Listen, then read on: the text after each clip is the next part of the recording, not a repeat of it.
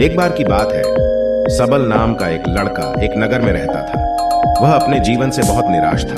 उनकी निराशा का कारण यह था, वह अब तक अपने जीवन में कुछ भी नहीं कर रहा था। उसके माता पिता उसे ताने मारते थे कि आपके सभी मित्र कुछ न कुछ कर रहे हैं, लेकिन आप अभी भी घर बैठे हैं। दोस्तों के बीच भी अक्सर उनका मजाक उड़ाया जाता। वह कहीं जाता तो लोग उससे पूछते थे कि आप क्या कर रहे हैं। उसे यह बताने में भी शर्म आ रही थी।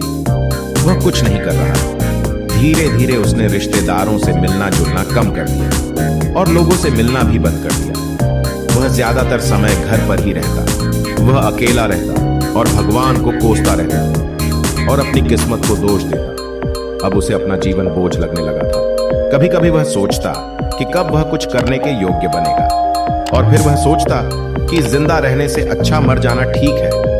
एक दिन वह अपने नगर की एक गली से गुजर रहा था। तभी उसने देखा कि एक गुरु दुख और परेशानियों पर उपदेश दे रहे हैं। वह भी उसी भीड़ में सबसे पीछे बैठ गया और गुरु के प्रवचन सुनने लगा। गुरु कह रहे थे कि दुख एक शिक्षक की तरह है जो हमें जीवन की सच्चाई दिखाता है और हमें जीने का सही तरीका सिखाता है।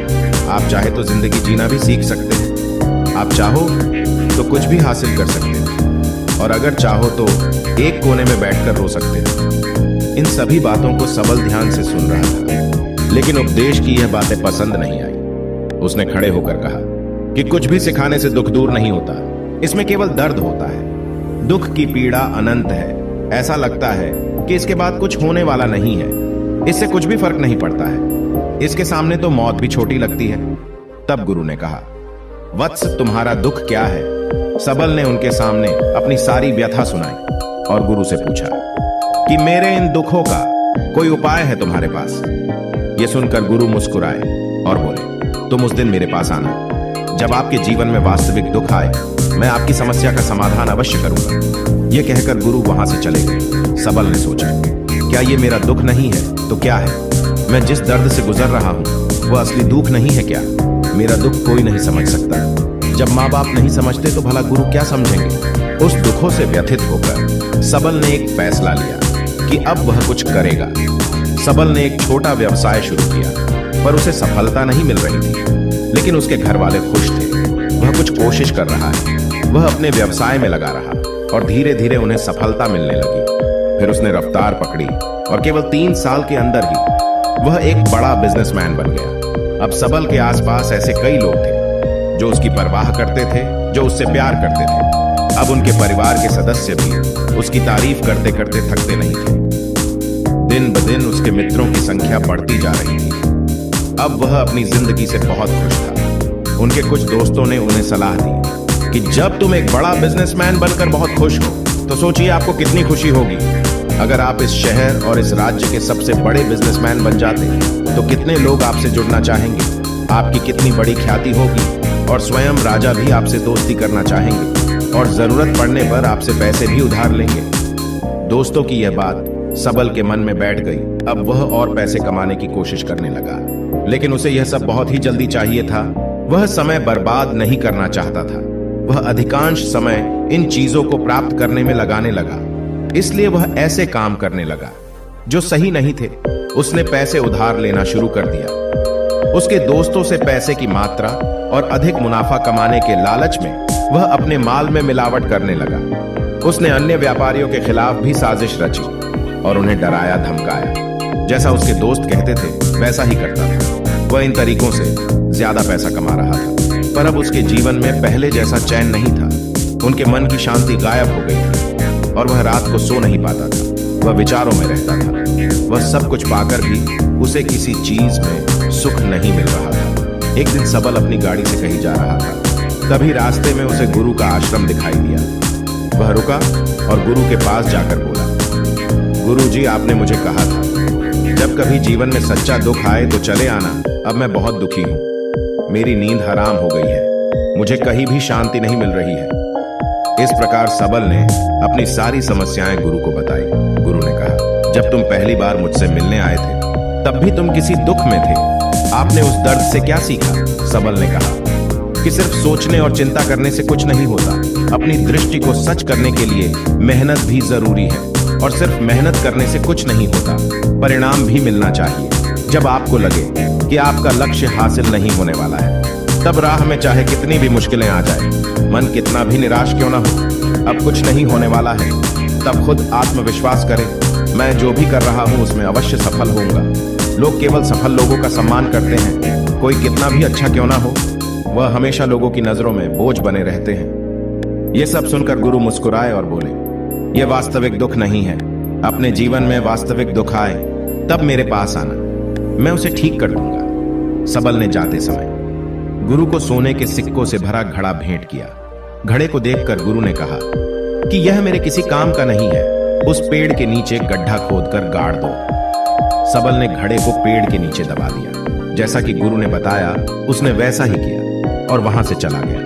कुछ दिनों से कारोबार ठीक चल रहा था, लेकिन व्यापार के गलत तरीके के कारण धीरे धीरे उसे व्यापार में घाटा होने लगा। उसकी सारी दौलत धीरे धीरे खत्म होने लगी और एक दिन ऐसा भी आया जब उसके पास कुछ भी नहीं बचा और उस पर कर्ज का बोझ चढ़ गया था। परंतु वह निश्चिंत था, क्योंकि उसने अपना सारा कर्ज अपने दोस्तों से लिया था। उसने सोचा था कि उसके दोस्त बुरे वक्त में उनके साथ खड़े रहेंगे, लेकिन ऐसा कुछ नहीं हुआ। जैसे ही बुरा वक्त आया, दोस्त पहले उससे कर्ज मांगने लगे। अगर उसने कर्ज नहीं लौटाया तो उन्होंने उसे जान से मारने की धमकी भी दी। उनके सभी शुभ चिंतक और प्रियजन उससे दूर हो गए।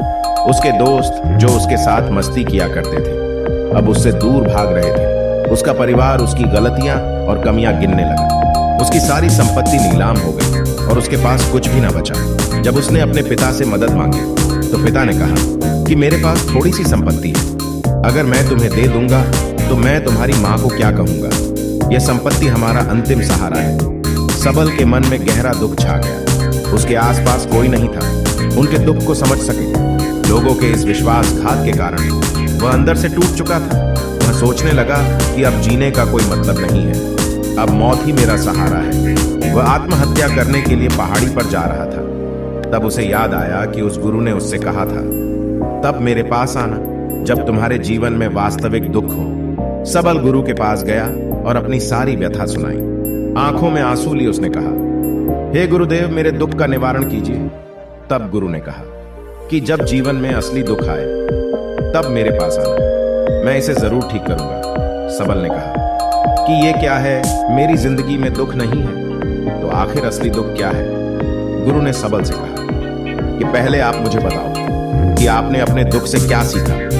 तब सबल ने कहा कि मैंने वह सीखा, जो लोग हमारे जीवन में आते हैं वह हमारी सफलता और प्रगति के कारण वो हमें धोखा जरूर देंगे, क्योंकि बुरे समय में वे हमारे साथ नहीं खड़े होंगे। वे अच्छे समय में ही हमारा फायदा उठाएंगे और बुरे समय में हमें छोड़ देंगे। उन लोगों पर ही भरोसा करें जो हमारे बुरे समय में हमारे साथ खड़े रहते हैं, लेकिन ऐसे लोग बहुत कम होते हैं। लेकिन जिनके पास है उन्हें उनकी सराहना करनी चाहिए, उनका अपमान नहीं करना चाहिए। कभी भी किसी के खिलाफ साजिश नहीं रचनी चाहिए।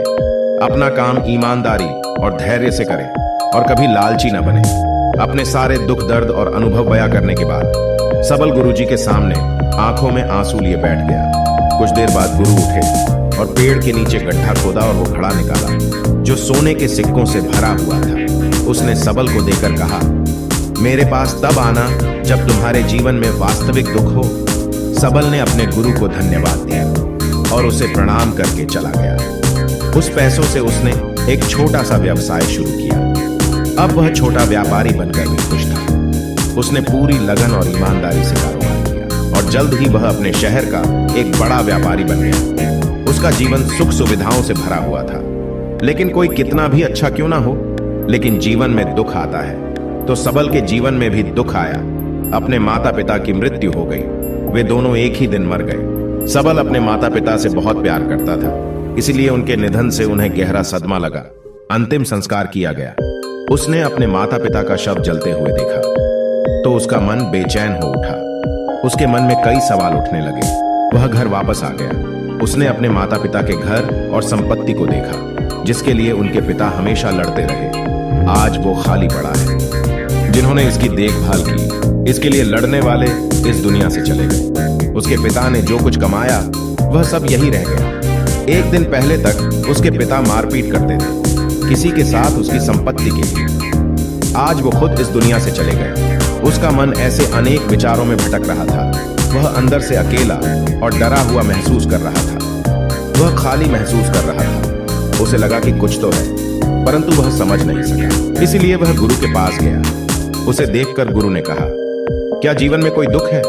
सबल ने कहा, वैसे तो जीवन में कोई दुख नहीं है, सब कुछ अच्छा चल रहा है, लेकिन आज मेरे माता पिता का देहांत हो गया है।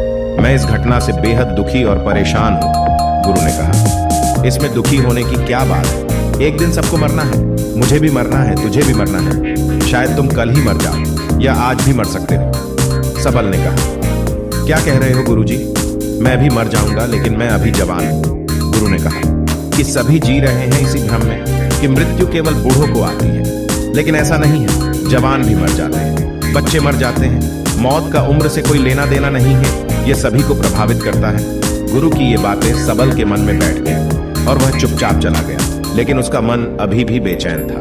वह खाली महसूस कर रहा था। वह सारा दिन अपने बारे में ही सोचता रहता कि वह कौन है, वह इस दुनिया में क्यों आया है, इस जीवन का लक्ष्य क्या है। ऐसे कई सवाल उसके दिमाग में लगातार उठ रहे थे, लेकिन उन्हें अपने किसी भी सवाल का जवाब नहीं मिल रहा था और उसका दुख दिन ब दिन बढ़ता ही जा रहा था।